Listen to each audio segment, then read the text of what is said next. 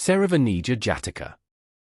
The Bodhisattva was once a traveling pot and pan salesman. He and another salesman came to a new city at the same time, and they each took half of it to do their business. The other salesman called at the home of a destitute family, just a girl and her grandmother, whose ancestors had been wealthy merchants. They had no money, but asked if he would take their grimy old dining bowl in trade for a small trinket.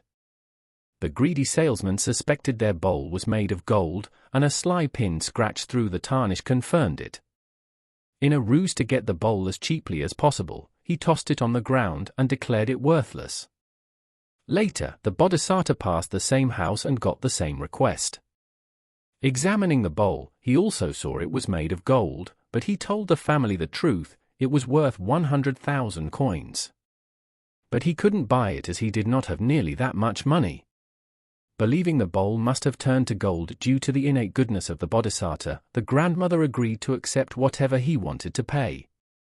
He gave her 500 coins and all his stock, which was also worth about 500, keeping only his scale, his bag, and enough money to pay for a boat ride across the river. Soon after, the greedy salesman returned to the house, intending to buy their bowl for a pittance. But when told what had happened, he lost his mind.